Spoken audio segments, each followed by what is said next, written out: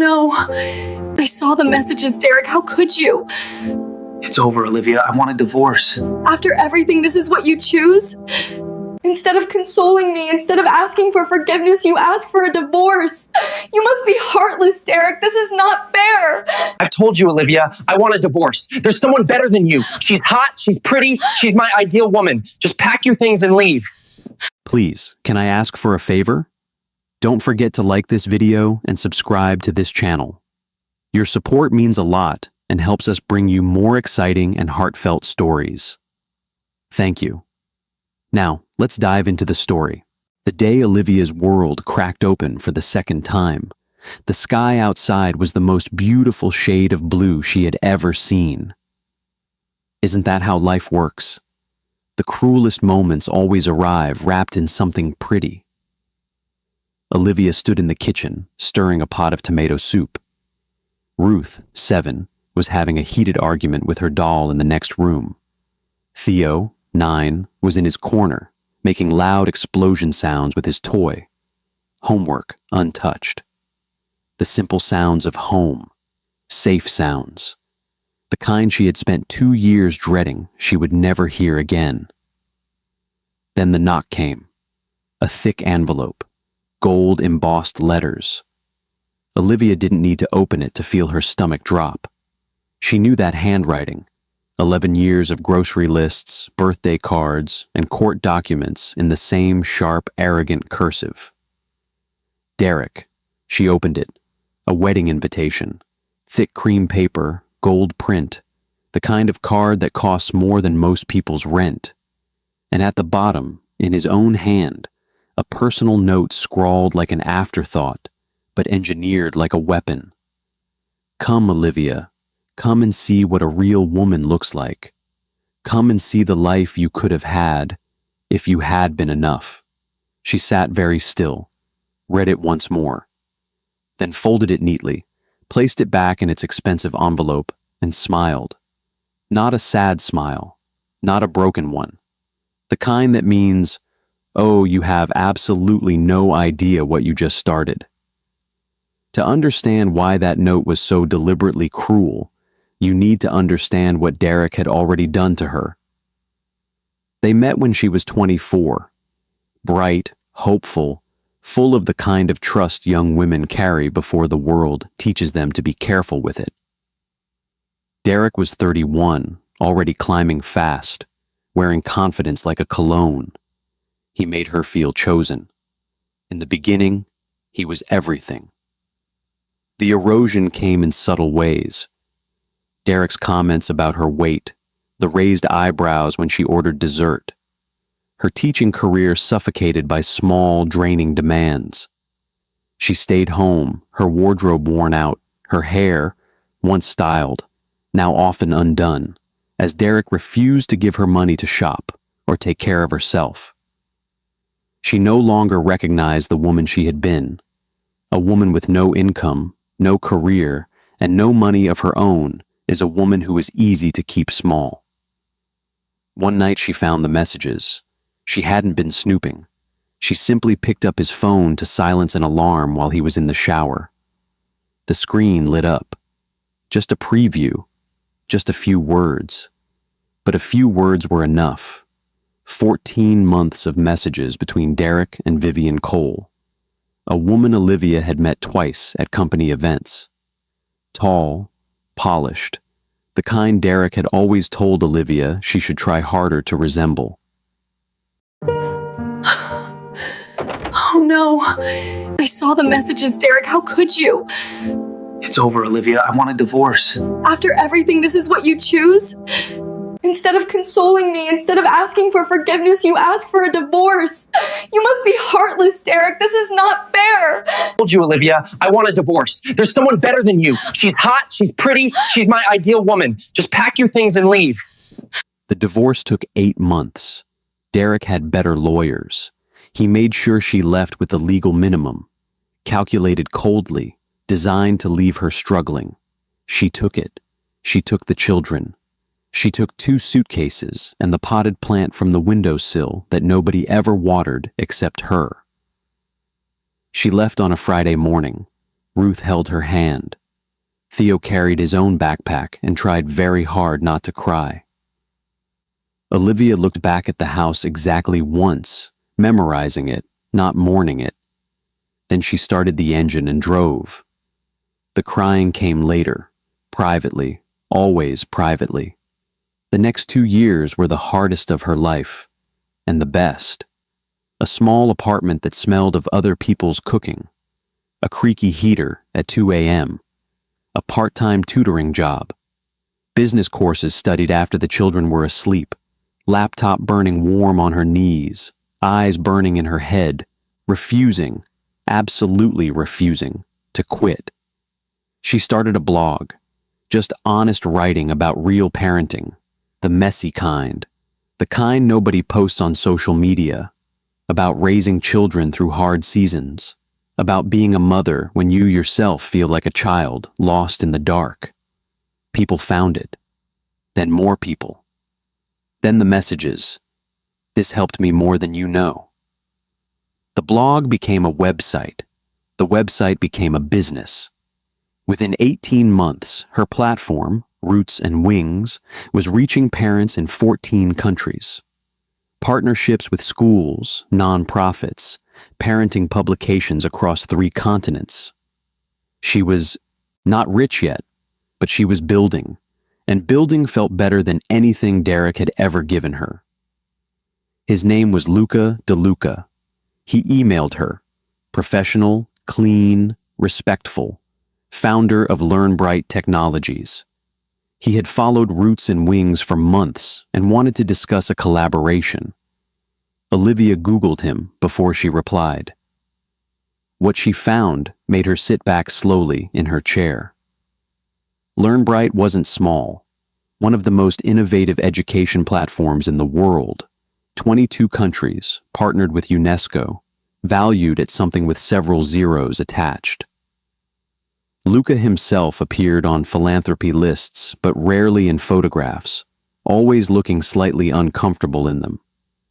Like a man who preferred being somewhere quieter. She typed back, "I'd be open to a conversation." She had braced herself for the usual energy powerful men carry, that lean-back arrogance, the unspoken certainty that the world was beneath them. Derek had that energy.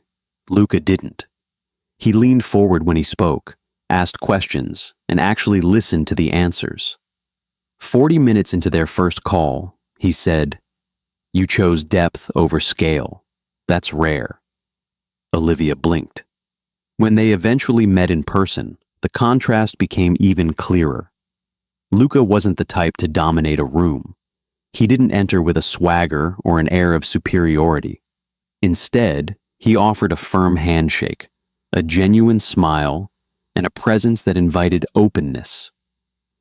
Olivia was surprised by how easy it was to talk to him, how effortlessly the conversation flowed. It wasn't the power play she was used to. It was real, honest, and refreshing. Within weeks, they had a formal partnership. Between business and everything else, they had spoken for approximately 40 hours total. She told herself it was strictly professional, firmly, repeatedly. She was not convincing herself. 3 weeks before Derek's wedding, Luca visited Olivia to discuss business. As she stepped away for a call, he noticed the invitation on her kitchen counter.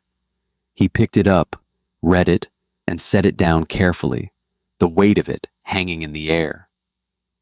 When she returned, a long pause. "I'll come with you," he said, without looking up, and still holding the invitation. Not to perform anything, just that you shouldn't walk in there alone. You deserve to walk in with someone who actually knows who you are. Olivia looked at him. "Luca, I know," he said quietly. "I just mean it." She didn't say anything else. Some things are too full for words. But first, he took her somewhere. A small primary school in a quiet neighborhood. A surprise gathering for its teachers, all of whom had been using Roots and Wings for 8 months. When Olivia walked through those doors, Every person in that room knew her name. Several were in tears before she had said a word. The head teacher held both her hands. "You gave us language we didn't have. Language to reach the children the system kept failing." On the drive back, Olivia was silent for a long time. The city moved past the window. She held her own hands in her lap. "Why did you do that?" she finally asked. Luca kept his eyes on the road. "Because I wanted you to see yourself the way other people see you," he said quietly. "Before you walked into a room with someone who spent years making sure you couldn't." She stared at the side of his face. He glanced over. Just a second. Just one. And in that second, something passed between them that neither of them named yet. Something that had been building for 40 hours of conversation and a lifetime of arriving too late to the wrong places. She looked back at the window. Her heart was very loud. The morning of the wedding, Olivia woke at 5:30. She lay still for a moment, checking herself for nerves, the way you press a bruise to test its depth. What she found instead was a clean, settled certainty. The feeling of a woman who knows exactly who she is and has stopped apologizing for it. The gown was sky blue silk, shifting in the light from a soft pastel to a deeper, richer tone. The bodice, encrusted with crystals, fit her perfectly, off-shoulder and delicate. A clean column skirt fell gracefully to the floor, with a subtle slit that added an elegant touch. It was the kind of dress that whispered sophistication, the suggestion of allure without declaring it boldly.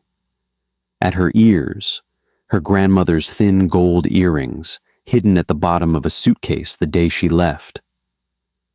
The only thing she had been afraid Derek might take. She stood before the mirror, not performing revenge, not channeling bitterness, simply herself, completely, unhurriedly herself. "You made it," she whispered. The woman in the mirror smiled back. Just a real smile. That was more than enough. Luca arrived at noon. She opened the door. He wore a black tuxedo, collar open, his gaze moving over her slowly, stopping with a soft smile. "Olivia," her name spoken like something precious. "You look like an angel," he said, his eyes filled with awe. "The most beautiful woman I've ever seen." He pulled her into a soft, romantic embrace, his lips pressing gently to her hand. "Don't make me cry before we even get there," she whispered. With his eyes closed, he whispered, "Shall we?" She lifted her chin. "Yes." The venue was built to humble ordinary people. Grand stone steps, towering floral arrangements, designer everything, 300 guests, every one of them curated. And at the far end of the ballroom, champagne in hand, head thrown back in practiced laughter, Derek Harrington. He didn't see her come in until the murmuring started. It moved through the room like electricity. Whispers turned heads, 300 people registering something unexpected all at once.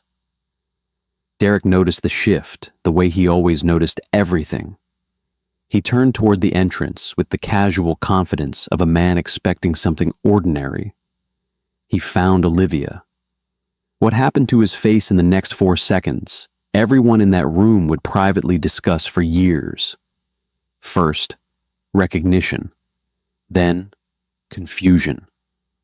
Because the woman standing at his entrance did not match a single thing his memory had stored.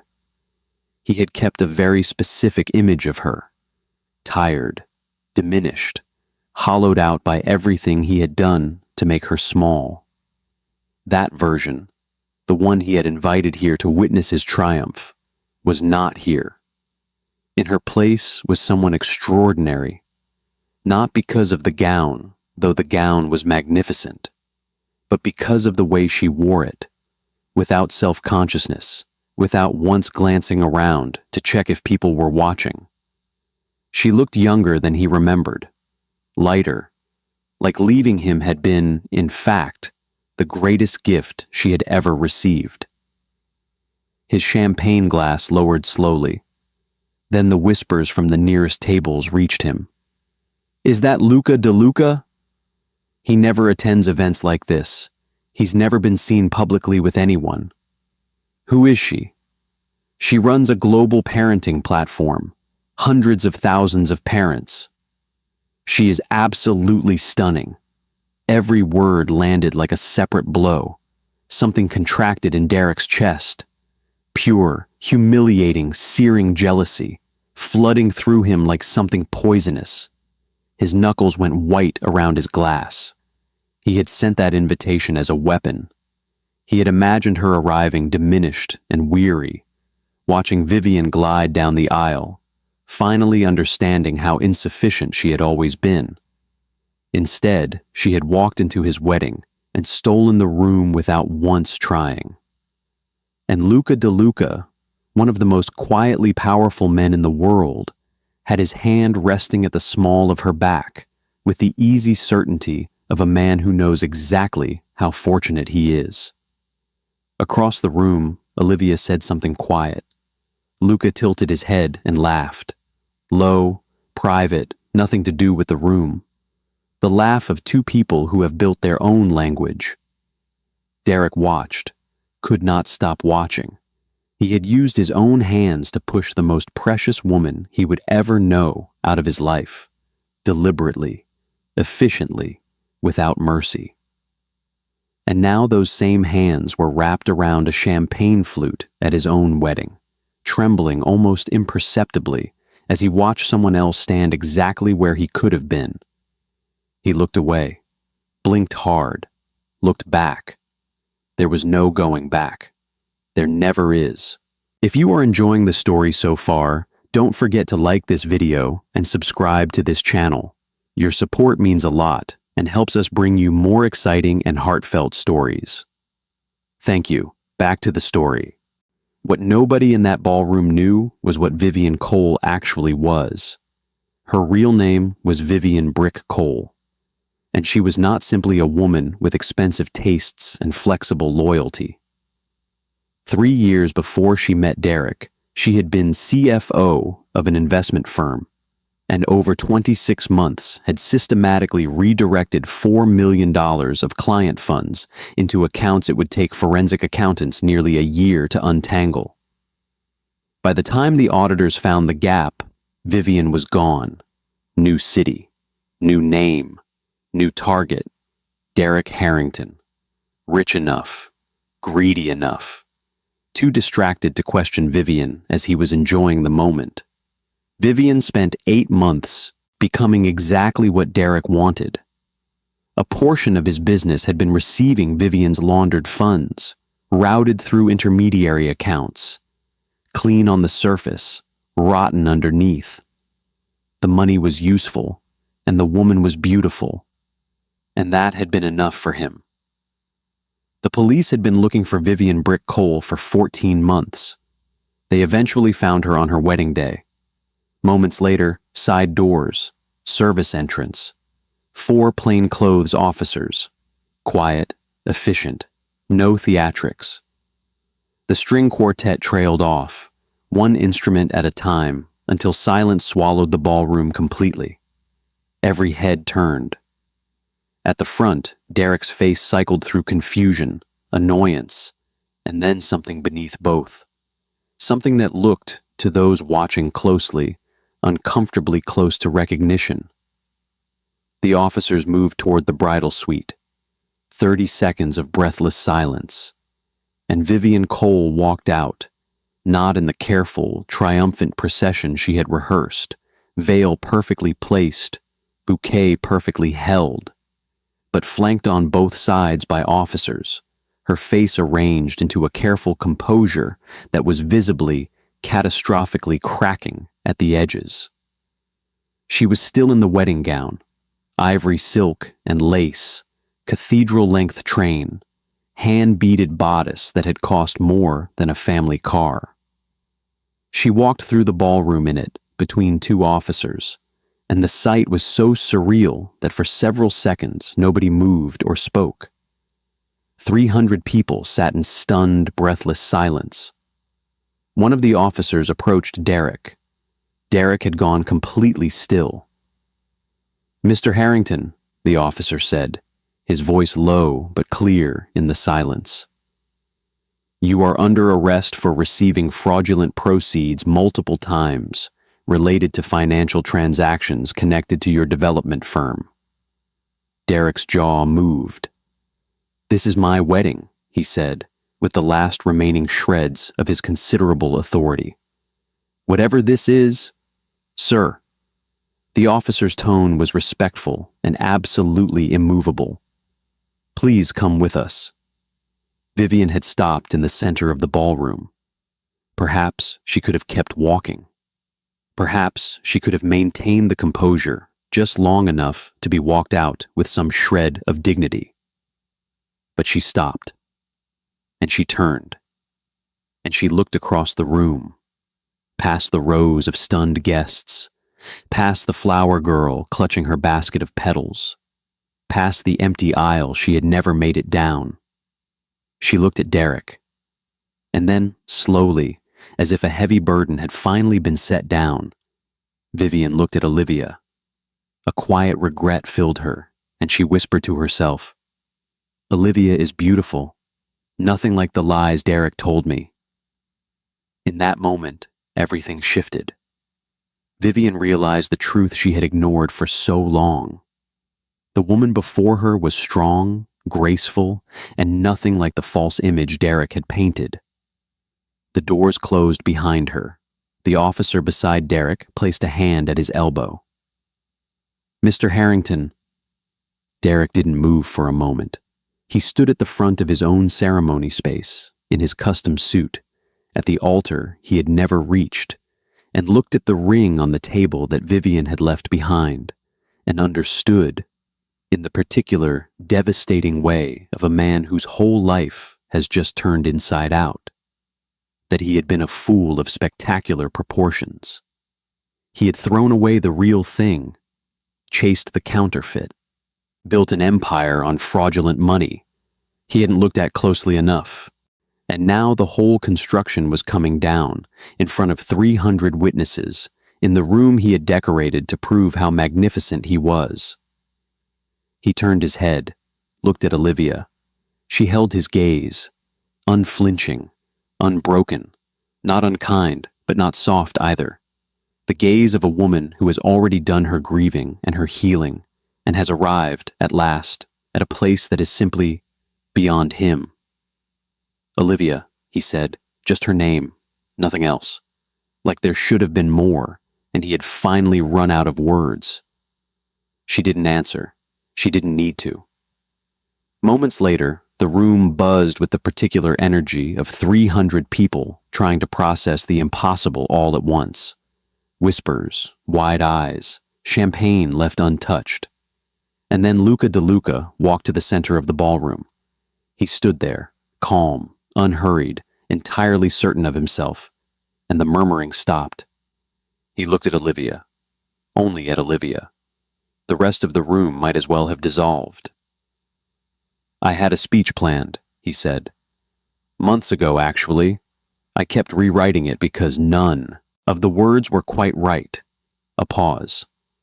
"I still don't think they're right, but I think I'd rather say wrong words to the right person than perfect words to no one."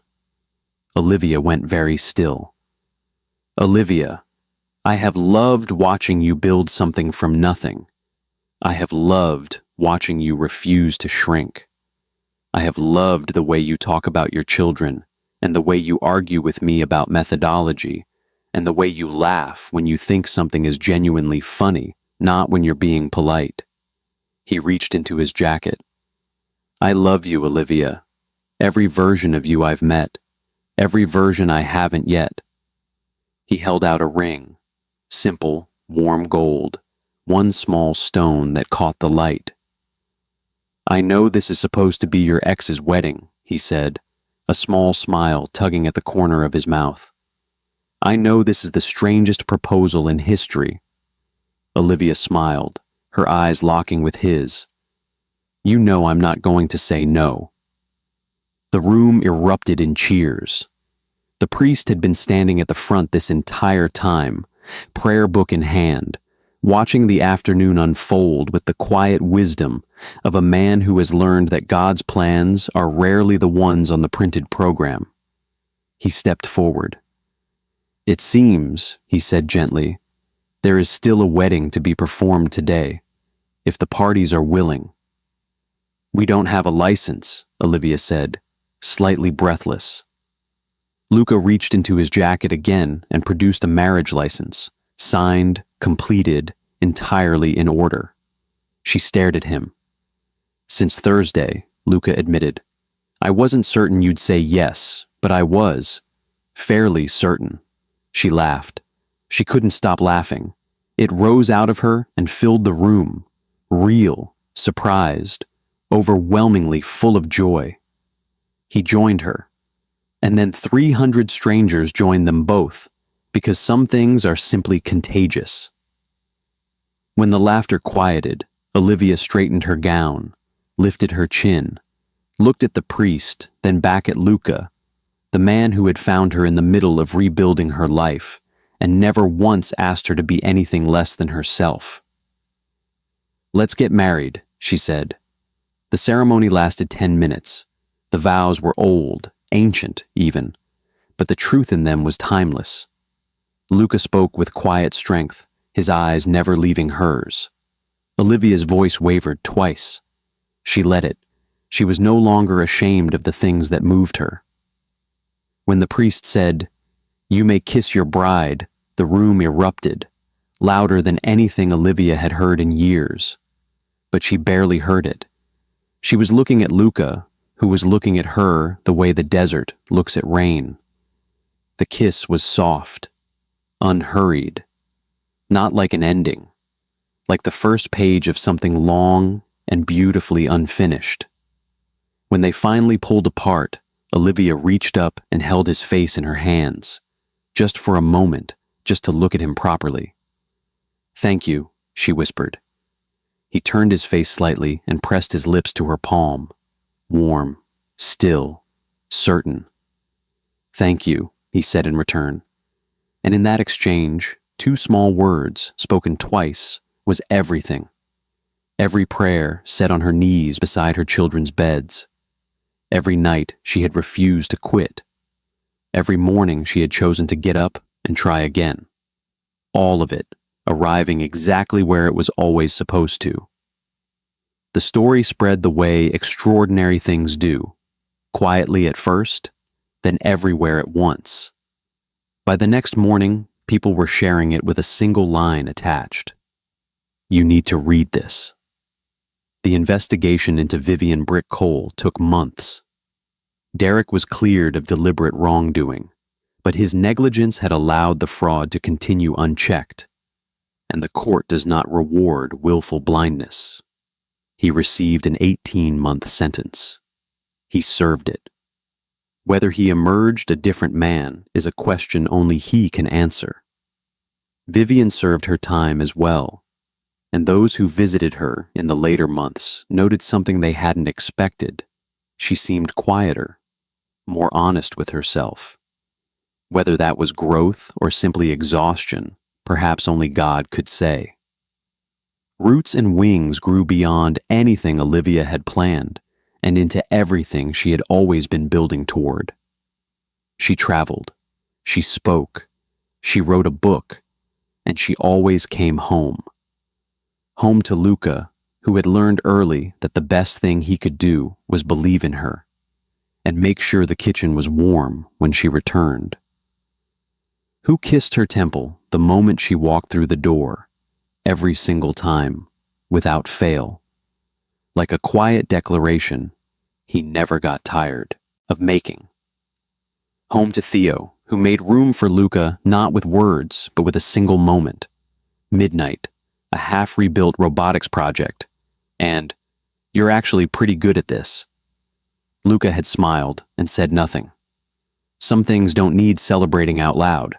Home to Ruth, who called him Luca Dad within 3 weeks and never once questioned whether it fit, and who, on the evenings Luca and Olivia slow danced in the kitchen thinking no one was watching, would peek around the door frame and giggle.